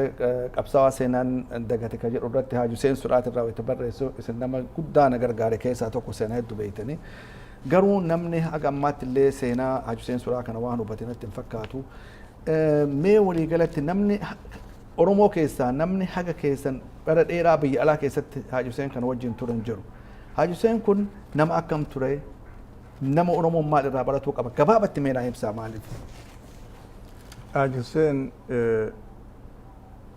ijoollummaa isaarraa dardarummaa isaarraa qabsaa'aa yoo yaadanne maali warra jaarmaa dardaroo muslimaa Itoophiyaa jedhee keessatti miseensa ture jechuun waan dura waggaa waan 40 keessa saahiboota isaa ka waliin gaafas ta'an gariin ambaasaadaroota ta'anii eegasii isaan ka qarqaarantu jira ka makkatti maali Saudi Arabiyaatti ambaasaadara ture faa Yamanitti ambaasii ture faa walloo ka warra dhalootan walloo Oromoo walloo warroota akkasii kana fa'aatu jira inni yoo sirraa wanni ture namoota waliin Jamaal Abdunaasir qunnamaa barreessaa turan ni qunnamaa turan irraa dardaruma osoo turanii durattuu waliin waan kana godhaa turanii biyyatti iyya dadda waan naa kaase keessaa waan jalqaba biyyaa haasa'u jira yeroo wahii waraqaa barreessanii bakki narraa itti hin dagadde Macaa Tuulamaa keessa gaafas jiraatee fi achiin dura ta'uu hin beeku imbaasii Ameerikaanii fi ka Ingiliizitti waraqaa barreessanii kunoo Itoophiyaan meeshaa isin hidhachiiftanii uummata keenya baalee dhabamsiisaa jiru waan jedhuun jennee barreessinee jedha isa kana amma haajaa alaa imbaasiin USA haajaa alaa Itoophiyaa dhaqee kana gootanii jennaan lakki akkasii miti lootutti Somaalee kee waraana Somaalee seenee jedhanii nama naannawa tokko nama wanni kakaasanii hiriira baasanii lakki kanaafni lootuu Somaalee keessaa seente jedhanii hiriira baasanii waan akkasii san fa'aattu turee jedha jechuun biyyumatti hojiirra ture akkuma waliin beeknu Haji Adam faa waliin waan deemaa ture waraqaa Haji Adam liqimsisaniif hiriira sun seenaa beekamaadha kun kanaan osoo warra jiru ijoollummaan ardaa tarree ijoollummaan jiru abbaan kiyya yeroo hedduu amma isaa haasawu Haji Hussein haasawu yeroo hedduu nama akkasiitii jedha maalitti sababaan kaasee haasawuunis hudaada mangistii jedhanii jira naannawaa keenya lafa tun masnoo lafti teenna bishaan burqee bishaan danfaa kana burqee masnoo tahee biyyi cuftitti dhimma baha bishaan kanarra bishaan masnoo kanarra guyyaa lama ka warra nugusaa jedhanii hudaada sanitti yaa'a. San achi baasuuf yaalaa ture Haajii Huseen yeroo san. Akka mootummaan achi bahu. Achi bahu uummata keenya keessa. Guyyaa lama bishaan uummataa kan uummanni itti biyya guutuu ashaakiltii isaatii fi wanni itti jireeffatu masnoo kana guyyaa lama fudhatee kan mootummaati ka warra nugusaa jedhamee bishaan wanni algawaraash jedhanii hudaada sanitti yaa guyyaa la khamsaaf jummata nama rakkisanii bishaan kun yoo lafa jala wanni jedhillee saniin nama rakkisanii kan achi baasuu yaalaa ture jidduun fudhatee biraa deeme malees kanallee wal qabsiisee abbaan kiyya hedduu namoota nama akkasii jedhee kaasaa kana daa'imummaa irraan beeka jechuu gara firummallee walii hidhannoon qabna. Somaalee ji'a tokko na dura bu'e. Akkuma reefillee kaase namni karoorse siyaasaa jaarma siyaasaa jaaraa ture isa nama dadhabbii hin beekne achirraa araba bahe haga Somaalee dhaqe walumaan gaawwanni ta'e hiriiree qaamanuu jechuu kiyya arge biyya arabaa kana akka osoo Somaalee keessa jiru ijaaratee imbaasii garaagaraa qunnamee ijaaratee dhokatee bahee achitti isa saniin dhugaadha dokumentii isa bira jira hedduu dhiheessanii kun sadarkaa Iraaq fa'aatti waan ofisaa akkasii jiraachuu kana Somaaleen dallantee nu harkaa baheef inni maqaa maal saboota Itoophiyaa jedhee ka baase jaarmaa jedhu saniif inni basaasa jedhanii karaa kanaan duuluun jalqabame quba qabna Kiiniyaatti qunnamtii qabna osoo achi jiranii waan achi bahu maxxansaa Bagdaadii bahu nuuf dhufaa ture quba qaba kanaas ka eegasi 77 Haajii Huseen 1977 Kiiniyaa dhufe Kiiniyaa na beeka warri waahiloota kiyyaa ka dhibilleen hin turre anuma beeka ka waliin miseensa isaa turre jechuu kiyya guyyaa lama na barbaadee dhufee maalin deema nama ajabsiisu wayaa ifirraa qabuu fi wayaa kaakii wanni shantaa xiqqaa takka keessaa qaba kaakii wayaan isa kaakii fi buutii karaa baadiyaa keessan deemuu danda'an kana qabatee deema biyya seenuuf deema reediyoo takkaa fi kaameraa takka qabaa dhufe waan if duuban deebi'u tikeetii hin qabu tikeetii ka dhufaa qofa akka biyya seensaa qofa. Mee san irratti isin dhaaboo dhugaa wanta reediyoo biraatti wanni irratti dubbattanii jirtan isin fagoodha dhugaadha sa'aatii osoo qabaannee gammadaa sa'aatii sana naggabaabata garuu akka namummaatti wanti irraa kaaftan yoo jiraate seenaa bal'aa itti deebina akka namummaatti maal fakkaata Haajii Huseen? Gabaabamatti. Haajii Huseen nama namummas qabu nama murannoos qabu nama hin hifanne nama dadhabbii hin beekne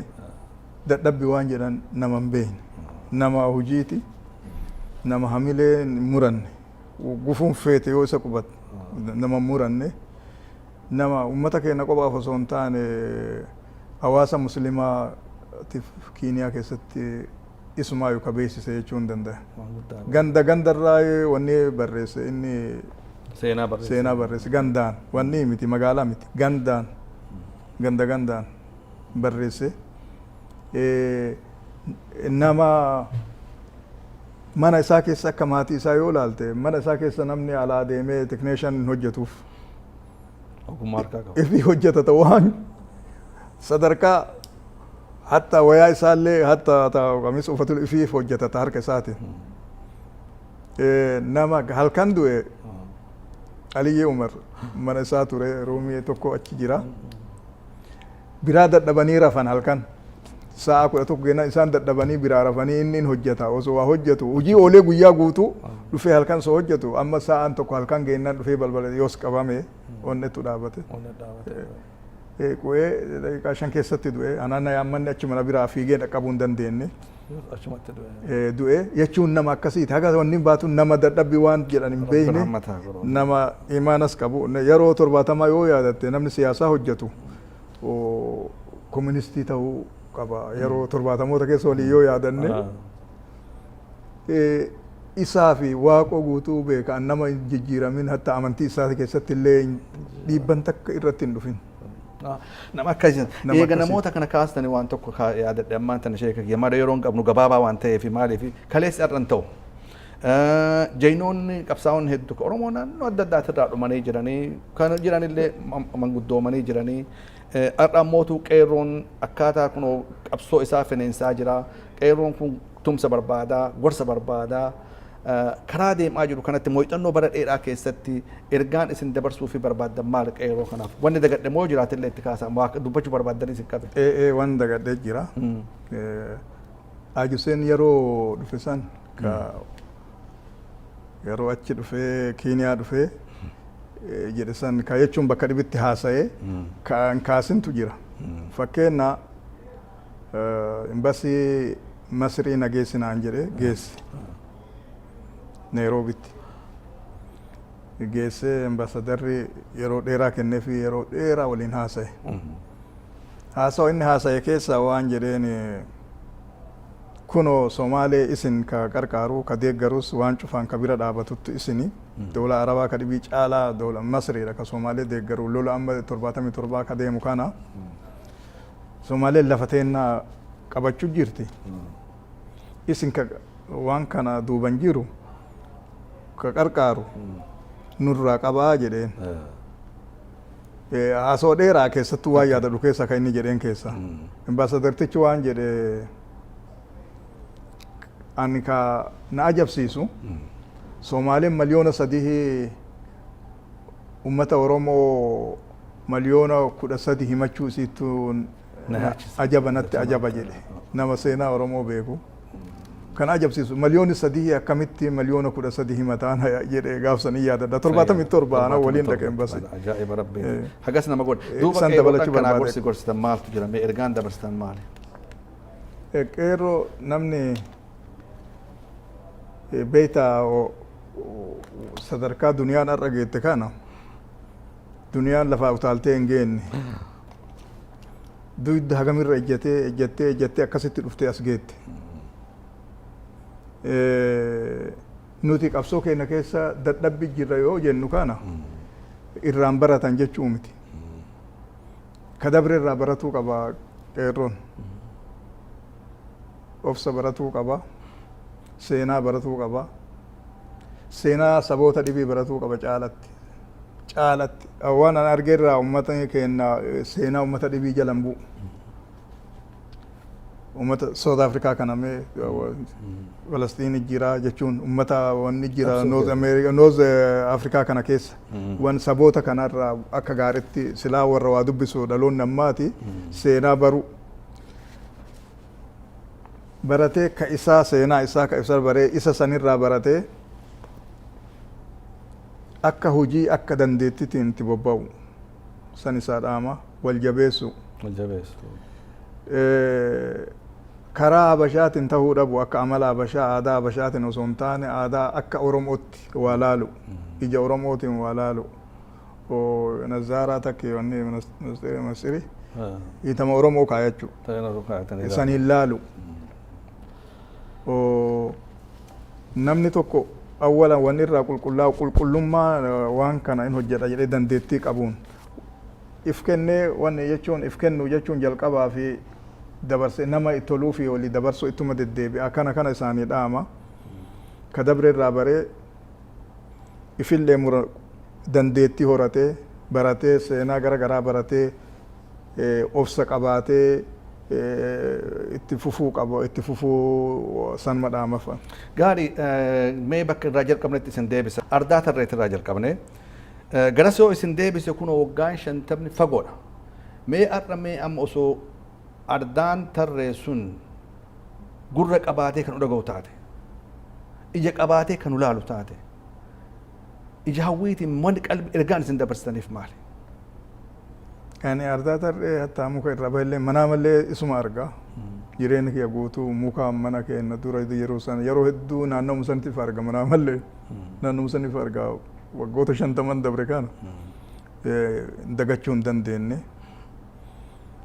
Ardaa tarree nama ardadda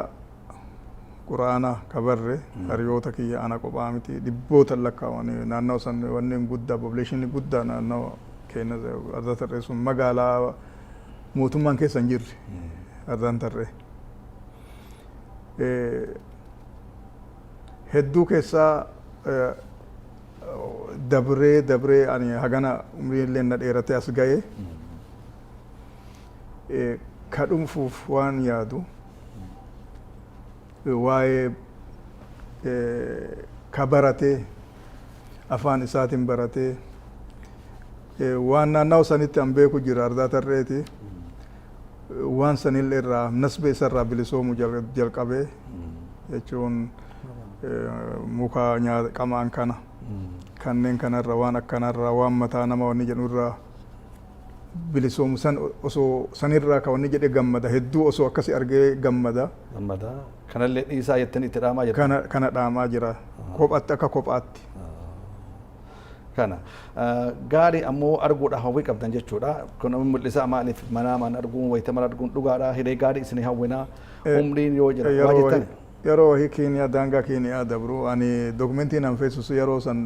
dardara xiqqaa naannoo 14 akkas ta'a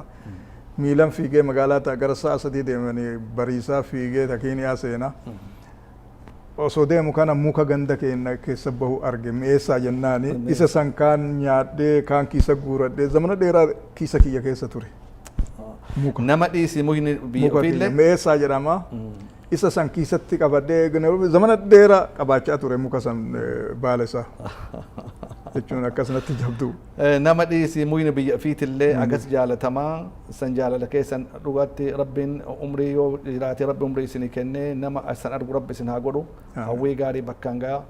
horaa bulaa ulfaadhaa hirmaannaa keessanii fedhu isin galateeffannaa seenaa bara dheeraadhaati kun egaa waan hin dagatamne seenaan barbaachisaadha ulfaadhaa jenna daawwattoota Oromoo TV obsaan hordofuu keessaniif galatooma haga qophii wal biraatiin walitti deebinutti Ahmad Yaasin Ali wajjin Ansay Muhammad Aliiti horaa bulaa nagaatti nu jiraadha ulfaadhaa sheeka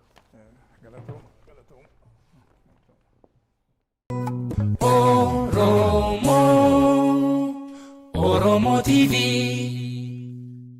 beeksisaa maalummaa abdii bilisummaa jibbaa roorrisaadhaa ibsaa walabummaa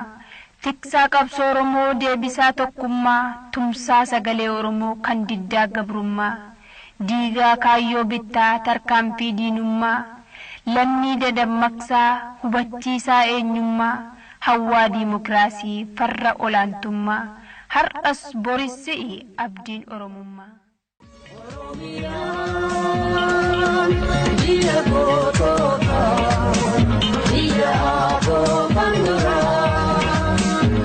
Sawan,